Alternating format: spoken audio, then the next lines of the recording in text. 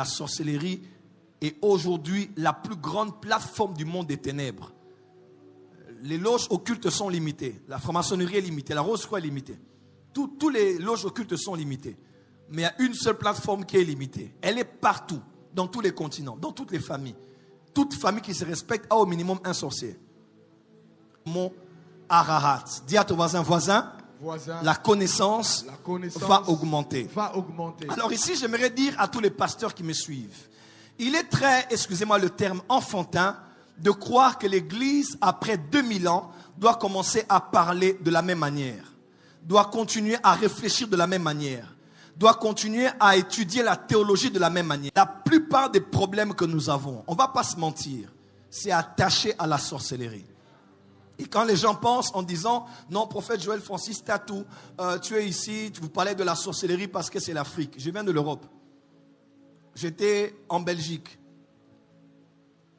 J'ai parlé avec la fille de l'un des grands hommes de Dieu qui n'est plus avec nous, qui est dans la gloire.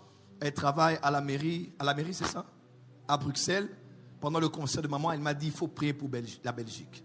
Les ténèbres sont belgiques. Il y a la sorcellerie. La sorcellerie. L'histoire des chasses aux sorcières a commencé où? C'est en Europe.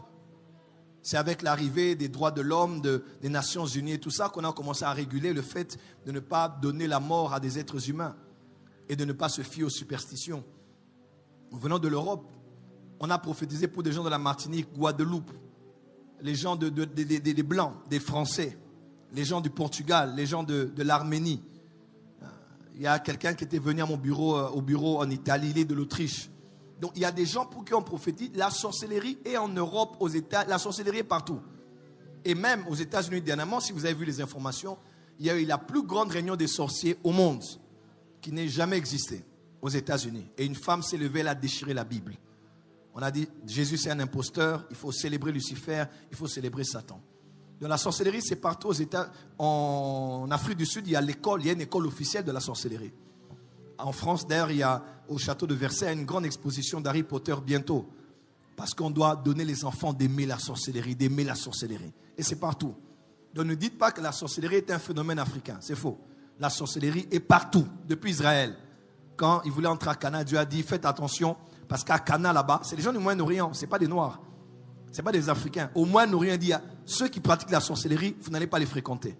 Parce que la sorcellerie est aujourd'hui la plus grande plateforme du monde des ténèbres. Les loges occultes sont limitées. La franc-maçonnerie est limitée. La Rose-Croix est limitée. Tous les loges occultes sont limitées. Mais il y a une seule plateforme qui est limitée. Elle est partout, dans tous les continents, dans toutes les familles. Toute famille qui se respecte a au minimum un sorcier. Lève la main. Voilà. Dans votre famille, au minimum, il y a un sorcier. S'il n'est pas pratiquant, il est ensorcelé. Et mercredi, on verra le phénomène, celui qui est sorcier, celui qui est aussi ensorcelé. Il y a des gens qui sont utilisés par la sorcellerie. On a mis une mauvaise sémence, mais il n'est pas sorcier. Amen, amen. Mais qu'il soit inconscient ou conscient, celui qui a la sémence de la sorcellerie est nuisible. Hein? Oh, on a vu une femme dernièrement, on a dit, maman, yo zandoki. Oh, t'es un zandoki inconscient. Elle dit, mais comment on dit que tu es sorcière? Toi, tu dis que je suis sorcière, mais inconscient. Donc, tu es consciente de ton inconscience. Alors, la conscience de ton inconscience montre que tu n'es pas moins ignorante, innocente. Tu es sorcière. Oh oui. Depuis quand? Depuis le ventre de ma mère. Ouais. Un sorcier est capable d'être sorcier dans le ventre de maman. Mais quand il est encore fœtus dans le ventre, il est déjà sorcier. Il peut sortir. Il bouffe son grand frère. Il bouffe sa grande sœur. Il bouffe son père. Il peut quitter même le ventre de maman. Et il y a une pensée qui a été donnée par ce verset qui révèle qu'il y aura un temps où les choses scellées vont être exposées, les choses cachées vont être révélées pour que la connaissance puisse augmenter. Dis à ton voisin, la connaissance va augmenter. Alors le verbe augmenter en hébreu, j'ai fait les études, c'est le mot rabat. Quelqu'un peut dire rabat. Encore rabat. Rabat veut dire devenir grand, se multiplier, grandir en volume. C'est le même mot qu'on utilise quand Dieu dit dans Genèse 3, verset 16, il dit à la femme, j'augmenterai la souffrance de tes grossesses. Augmenter là, c'est le verbe rabat. Ça veut dire, je vais amplifier. Si les douleurs étaient à un certain niveau, c'était supportable. Je vais les emmener à un niveau beaucoup plus intense. Je vais augmenter. C'est augmenter en volume, augmenter en intensité. C'est aussi le mot qu'on retrouve dans, le verbe qu'on retrouve dans Genèse 7, verset 17. Le déluge fut 40 jours sur la terre, les eaux crurent et soulevèrent l'arche. Les eaux crurent et soulevèrent l'arche. Crure, c'est le verbe rabat qui veut dire aussi augmenter. Les eaux étaient à un certain niveau où l'arche n'était pas encore soulevée.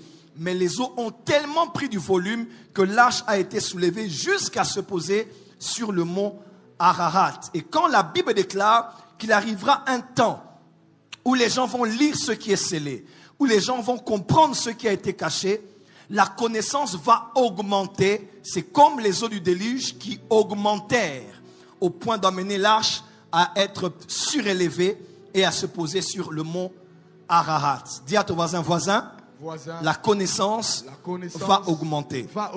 Alors ici, j'aimerais dire à tous les pasteurs qui me suivent, il est très, excusez-moi le terme, enfantin de croire que l'Église, après 2000 ans, doit commencer à parler de la même manière, doit continuer à réfléchir de la même manière, doit continuer à étudier la théologie de la même manière. Écoutez-moi déjà, en termes de théologie, il y a la théologie dans plusieurs religions.